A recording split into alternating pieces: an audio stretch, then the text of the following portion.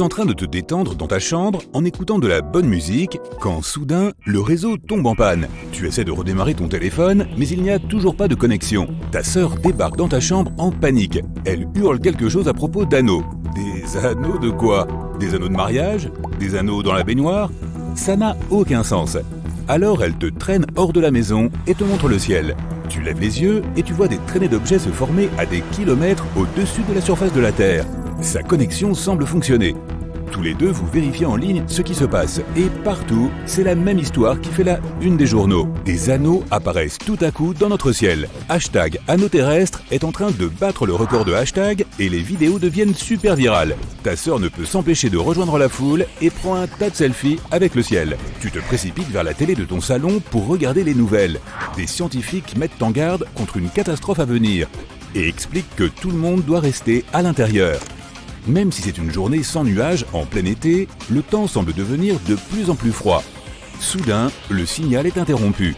Les autres chaînes ne montrent rien non plus. Tu vois alors tes voisins plier bagages et partir. D'autres font de même.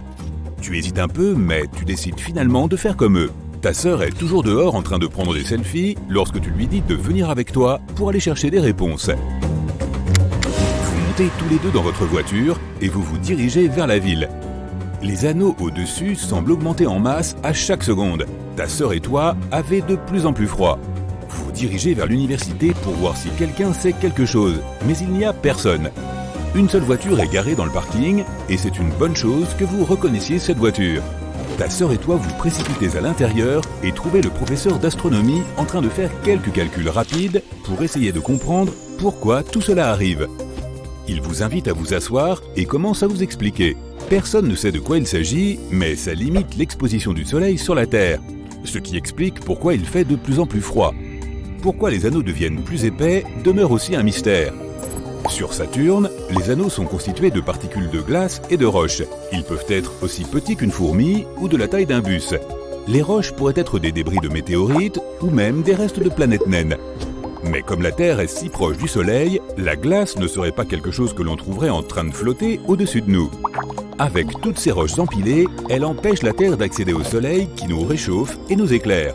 Le professeur poursuit en expliquant que la Terre entrera dans une nouvelle ère glaciaire et que les niveaux d'oxygène s'épuiseront d'ici 1 an, si ces nouveaux anneaux ne disparaissent pas rapidement. Cela explique aussi pourquoi il n'y a pas de connexion. Les roches qui forment les anneaux frappent et détruisent les satellites.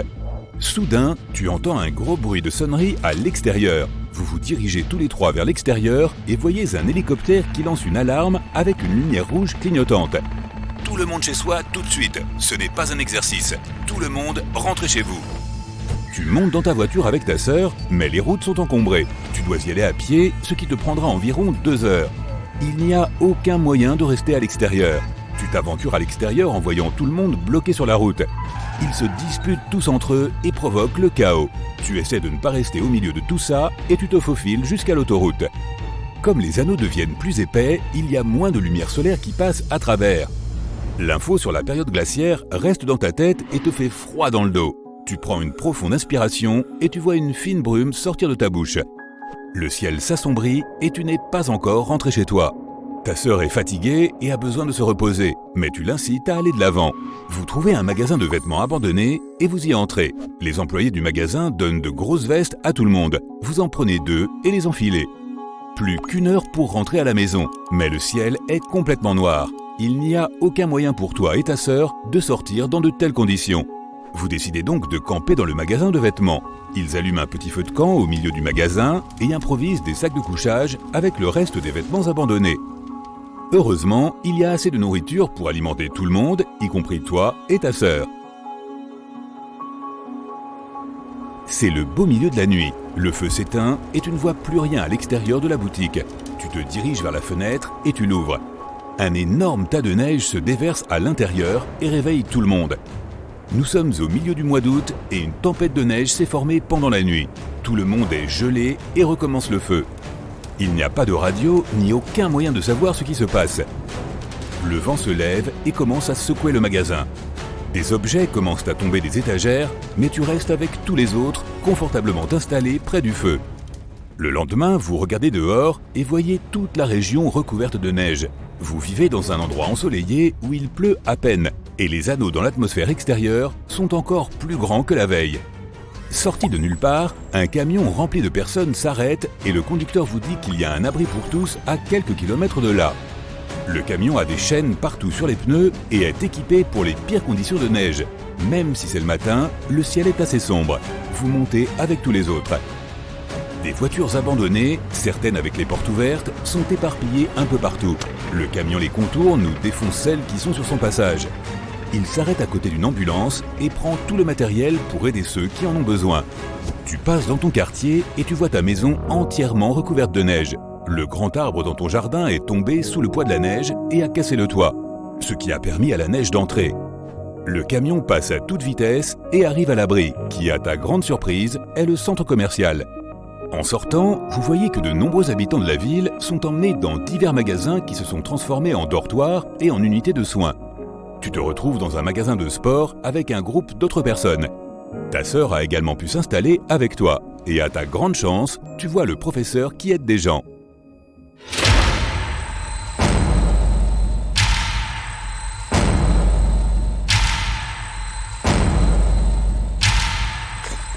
Mais peu après, une forte explosion retentit dans le centre commercial et casse les vitres. Tout le monde se met à l'abri. Tu vois des gens courir dehors. En sortant, tu vois un grand objet métallique devant l'entrée du centre commercial. Il y a des gens qui se rassemblent dans toute la zone et il est difficile de voir ce qui se passe. Mais après avoir regardé de plus près, tu découvres que c'est un satellite qui est tombé de l'orbite. Il s'est écrasé sur le sol et a fait ce boom. On rapporte également que d'autres satellites se sont écrasés sur Terre un peu partout. Cela signifie que toute communication a été effacée de la carte. Tu cours à l'intérieur du centre commercial pour attendre ce qui va se passer. Tu regardes ta sœur avec crainte, ne sachant pas que la nouvelle ère glaciaire vient de commencer.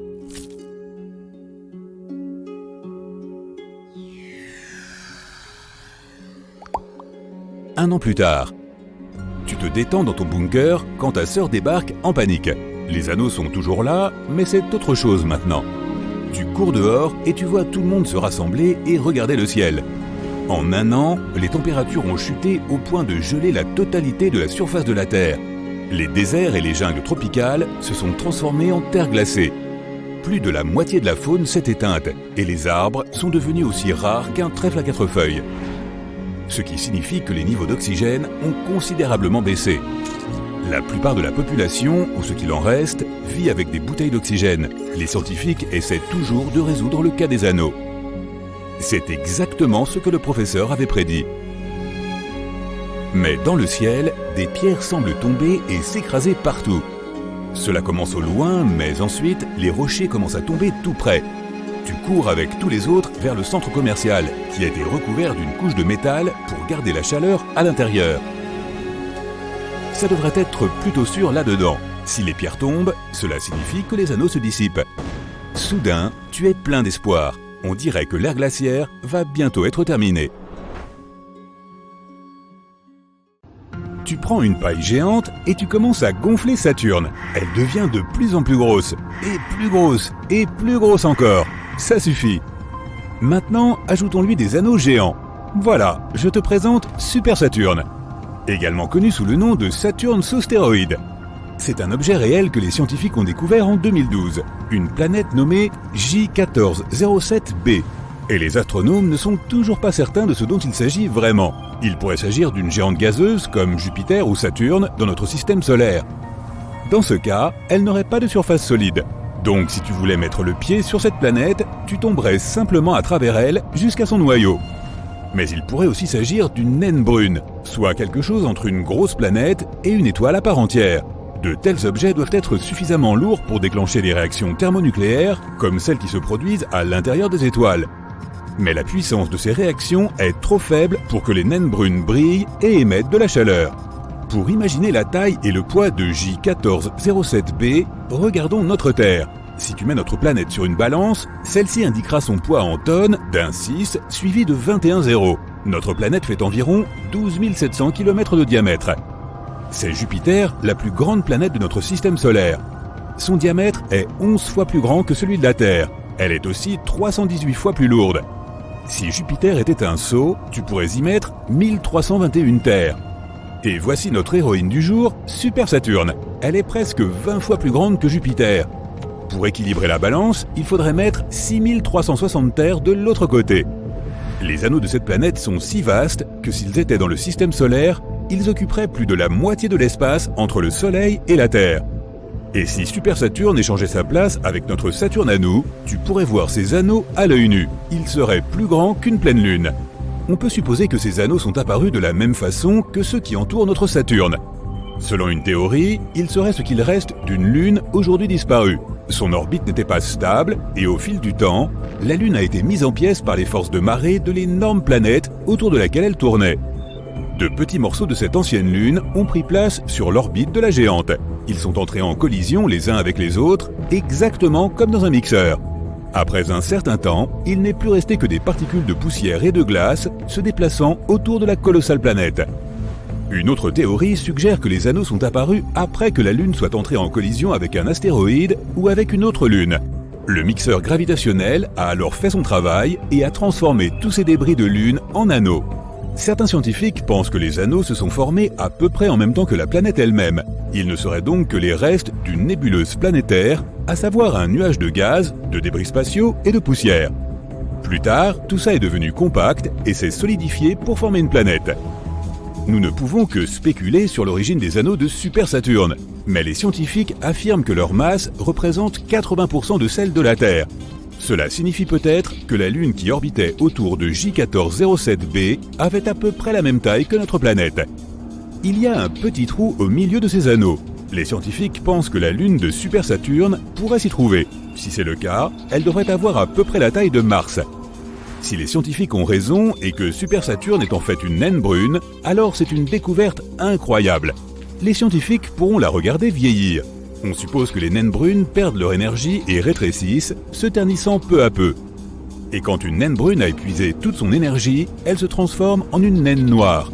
Il est alors facile de la confondre avec un trou noir.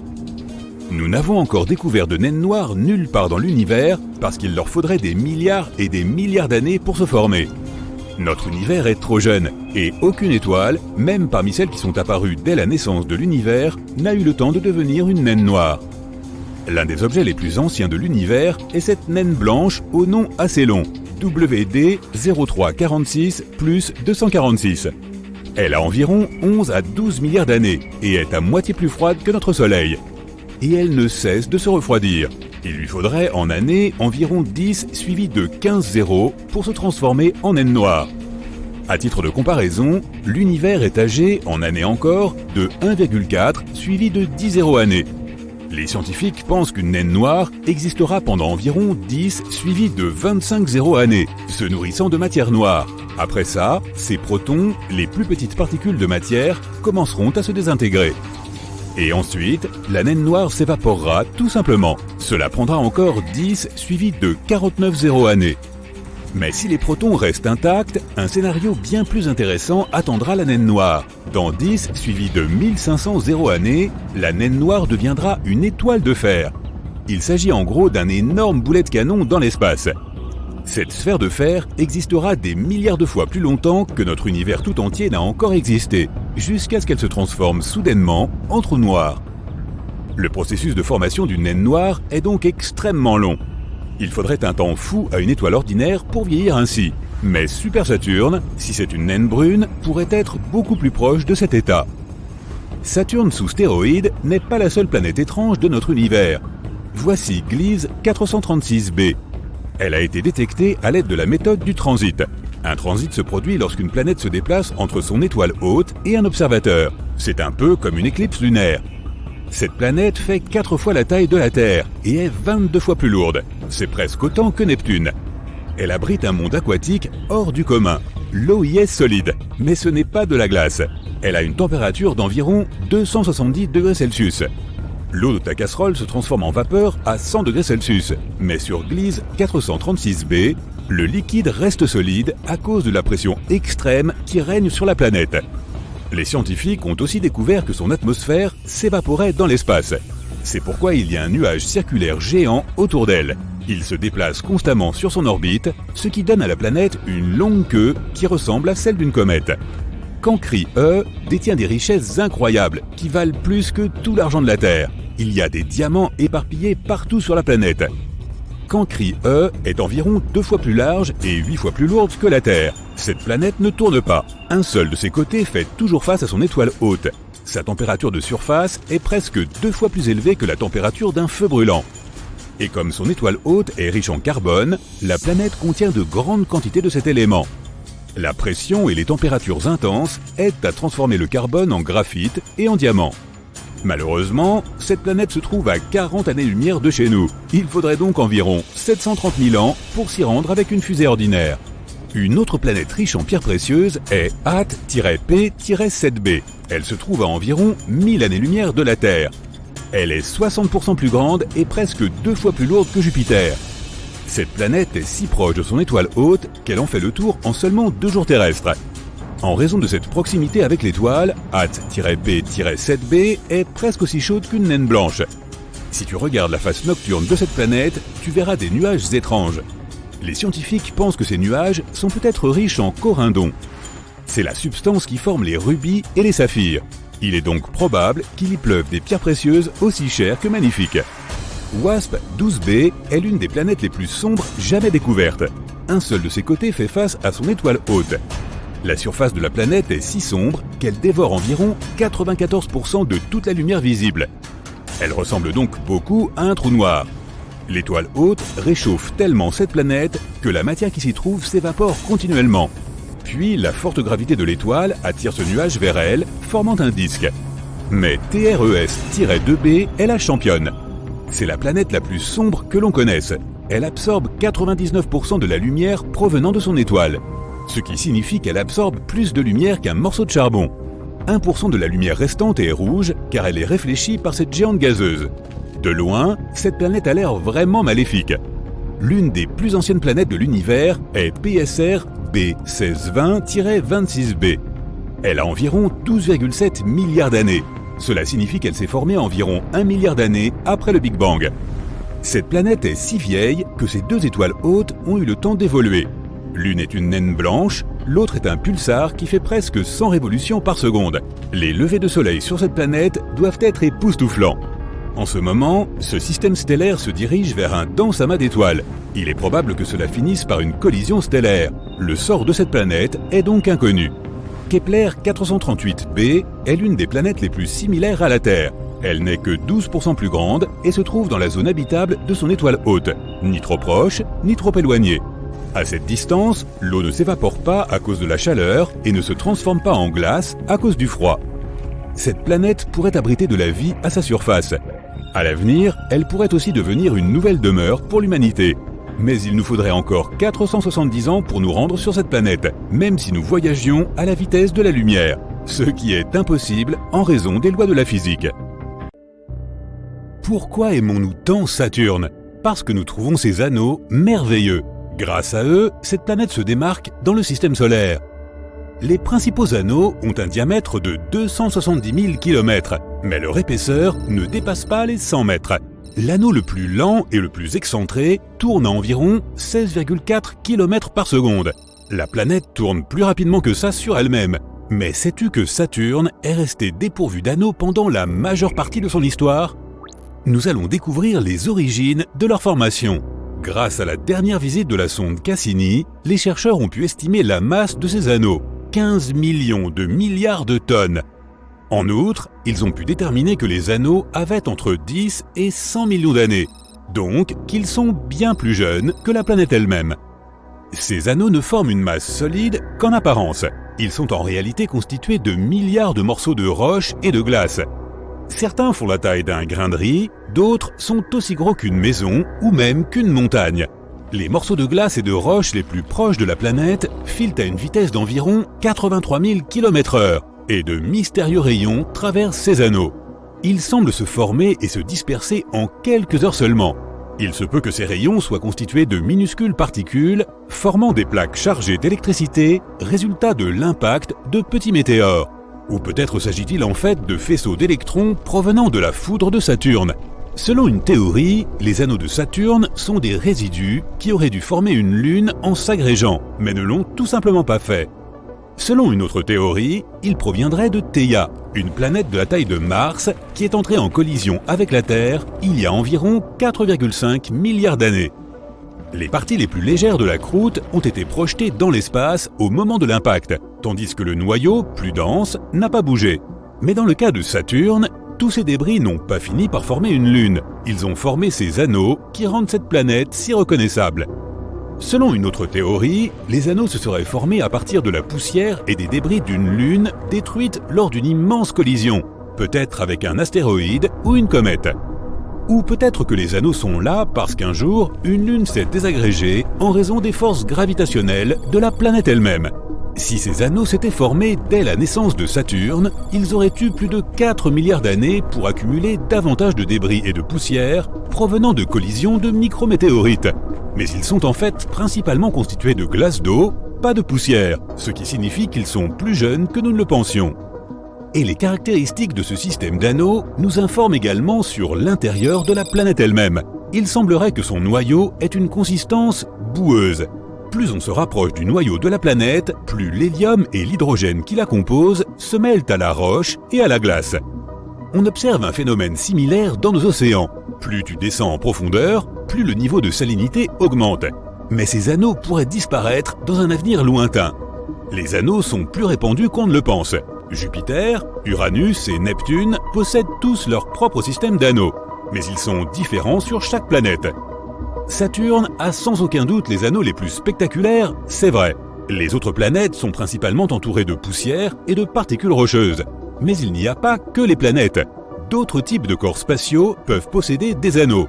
Par exemple, l'astéroïde Chariklo.